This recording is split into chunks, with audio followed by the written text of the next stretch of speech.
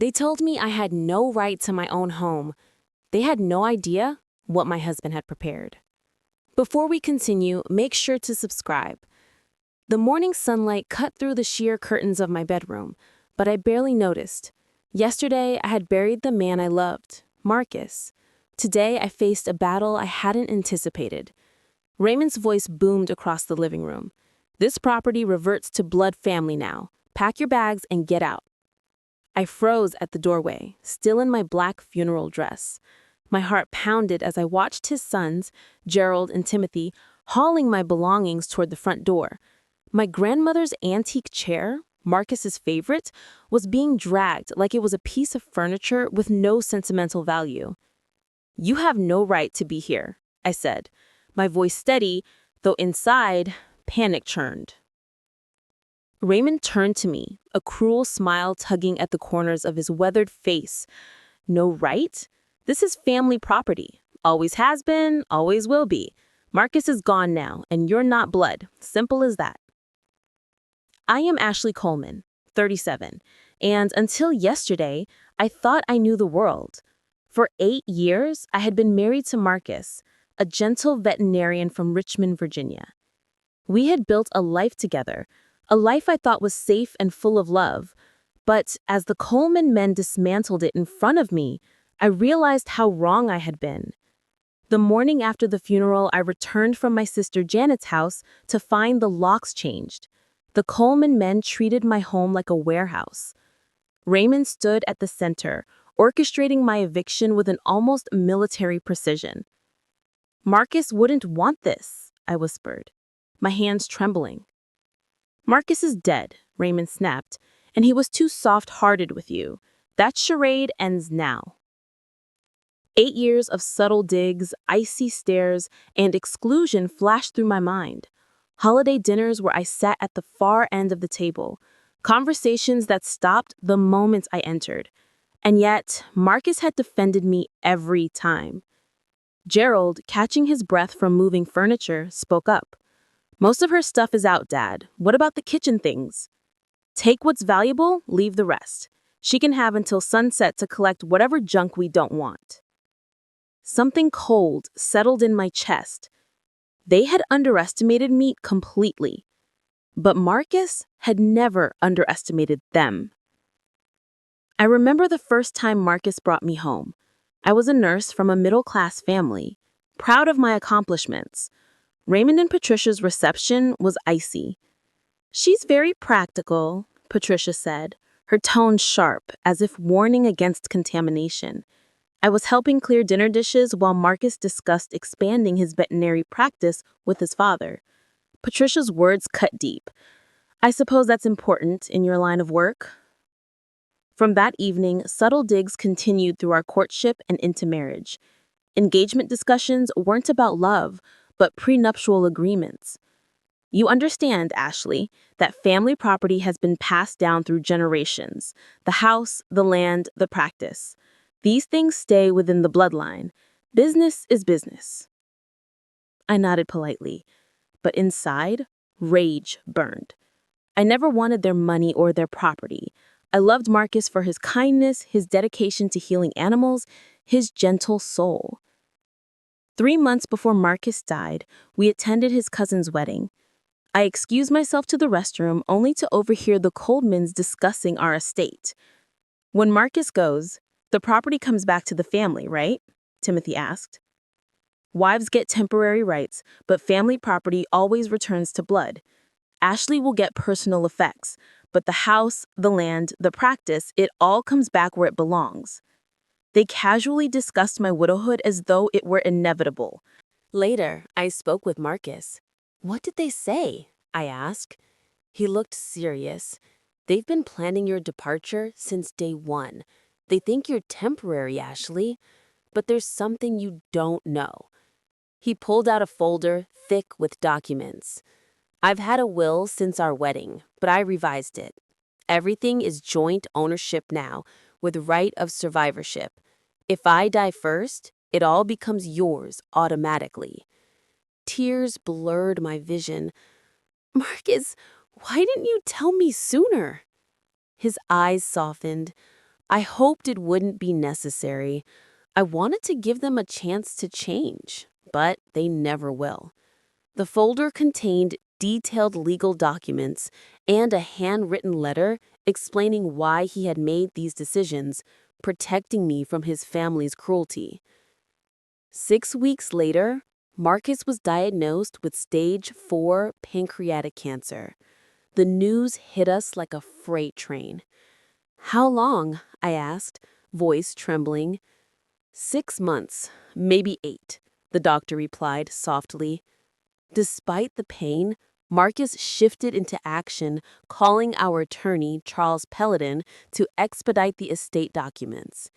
Each evening, between chemotherapy sessions, we finalized his will, including a no-contest clause to ensure his family could not challenge it. Meanwhile, the family's behavior worsened. They visited Marcus, but only to discuss business and property. Patricia suggested I find another home. Raymond reminded me that family property requires family resources. They treated my life as if it had an expiration date. 2 days before Marcus passed, Gerald and Timothy whispered about moving valuable items before the funeral and changing locks, assuming I would try to claim them. I overheard everything, heart racing. Marcus, though weak, gave me a simple directive. Don't let them intimidate you. You have every right to everything we've built. Marcus died on a crisp October morning, sunlight streaming through our bedroom windows. I held his hand as he took his final breath, whispering my love and gratitude. 2 days later, at St. Paul's Episcopal Church, the Coleman family orchestrated the funeral, sidelining me. Patricia informed me I would sit in the second row. "Family sits in the front row," she said. I let them control the ceremony, knowing the real confrontation would come afterward.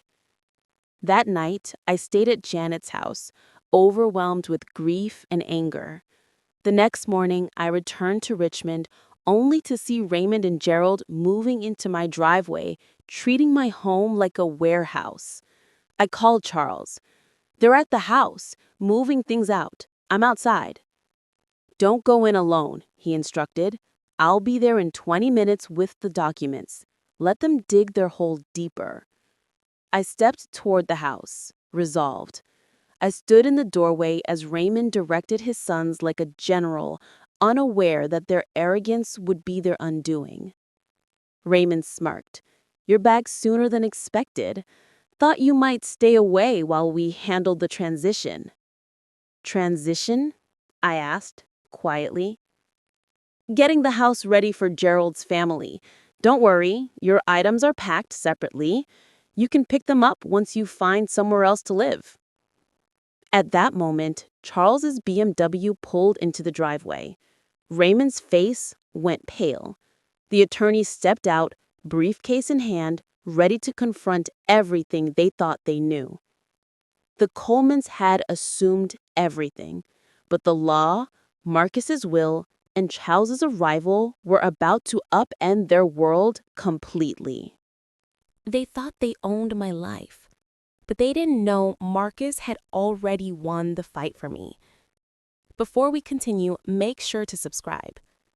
The air was thick with tension as Charles Peton stepped out of his sleek BMW, briefcase in hand. Raymond's confident posture faltered, replaced by a pale, uneasy rigidity. "Mr. Coleman," Charles called out, his voice calm but commanding. "I believe we need to have a conversation about the property you are removing from Ashley Coleman." Raymond opened his mouth, but no words came. Gerald and Timothy froze mid-lift, the boxes in their hands suddenly feeling heavier than ever. "What are you talking about?" Raymond finally stammered. "This is family property." "Legally speaking," Charles replied, opening his briefcase, "everything you've touched today belongs to Ashley. Marcus left a comprehensive will, and I have all documentation right here." The men blinked in disbelief. "A will?" Patricia gasped. "But family property has always. Family property follows legal ownership, not assumptions. Marcus made his wishes very clear. Every deed, every account, every asset, he ensured it would all transfer directly to Ashley. He spread the papers across the kitchen table. The room fell silent, except for the faint rustle of Raymond's fingers brushing over the armrest of a chair that used to belong to my grandmother. "Everything?" Gerald asked, voice barely above a whisper. "Everything," Charles confirmed. "House, veterinary practice, all bank accounts, investments, personal belongings, and more." Marcus also included detailed instructions regarding the family's behavior toward Ashley. He anticipated attempts like yours. I stepped closer, my black dress fluttering slightly in the breeze from the open front door. The power that had felt so overwhelming minutes ago now shifted toward me. Raymond's face had gone a deep shade of crimson. "But she's not blood," Raymond barked, desperation creeping into his voice. Charles opened another folder. "Actually, under Virginia law, spouses have automatic inheritance rights that supersede family traditions, and with joint ownership of all properties, even without the will, everything legally belongs to Ashley." Patricia clutched at her pearls. Gerald's hands trembled. Timothy's face went pale, eyes darting between the papers and the furious look in my eyes. "You mean we have no claim?" Gerald stammered. "None whatsoever," Charles said, his calm voice cutting through the tension. "And by removing property without permission, you're technically committing theft." Raymond slumped into a chair, the weight of reality settling over him like a lead blanket. "There's more," Charles continued, pulling out Marcus's handwritten letter. "Marcus also documented every slight, every insult, every assumption you made about Ashley's temporary status. He prepared for this day." Charles read aloud, and as Marcus's words filled the room, the Coleman's faces transformed from shock to horror. "To my family," the letter began. "If you are reading this, it means I am no longer here to protect Ashley from your cruelty. For 8 years, I have watched you treat my wife as an outsider. Every dismissal, every insult, every assumption has been noted and addressed. Ashley has been entitled to everything we've built together." Patricia clutched at her pearls. Gerald's hands trembled. Timothy's face went pale, eyes darting between the papers and the furious look in my eyes. "No contest clause," Charles continued. "Any attempt to challenge this will results in forfeiture of any potential inheritance. Marcus made sure Ashley is fully protected." Raymond's shoulders sagged. His authority, built over decades, crumbled in minutes. The patriarch who ruled with certainty now sat powerless. Within hours, every item that the Colemans had attempted to remove was returned, including my grandmother's rocking chair, which had miraculously survived Gerald's rough handling. Locks that had been changed were restored at their expense. They were barred from entering without my permission. The veterinary practice already promised to Dr. Peterson remained fully under my control. Any plans Gerald had made to move his family into the Coleman house were canceled, leaving him to explain the loss of his supposed inheritance. Timothy's expectation of running part of the veterinary practice evaporated, costing him a career opportunity he had assumed was guaranteed. Raymond, the man who had lectured about family loyalty for decades, found his influence shattered. Word spread through Richmond's social circles about the Coleman family's attempt to steal from Ashley, leaving his reputation in tatters. I sat in the kitchen, Marcus's letter in my hands, surrounded by the items they had tried to claim. Tears came, but they were a mix of grief and relief. Marcus's final act of love had given me something no money or property ever could: validation. His planning, careful and deliberate, ensured that I would be protected. His understanding of his family's true nature, paired with his quiet legal foresight, had saved me from humiliation and displacement. It wasn't revenge that Marcus sought. It was justice, and the satisfaction of knowing I would be safe in the life we built together.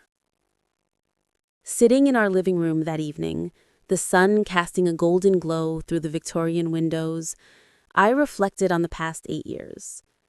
Every insult, every exclusion, every dismissive glance from the Coleman family had been painful, but each one had led to this moment. Marcus had seen them for what they were long before I had. He had quietly laid the groundwork, using love as his shield and the law as his sword. The house, the veterinary practice, the life we shared, it was all mine, as he intended. And for the first time, I truly felt the power of his legacy. I placed Marcus's letter back in its folder and looked around our home. This was more than just property. It was a testament to the man I had loved, the battles we had faced, and the justice that had been quietly orchestrated while the world assumed I was powerless. Sometimes I realized the quietest people fight the hardest battles, and Marcus had fought ours for both of us. And now, finally, the life we built together could continue, uninterrupted, unthreatened, and fully protected. Marcus had given me more than material security. He had given me the ultimate gift, the knowledge that our love and my worth could never be denied, even by those who claimed to be family.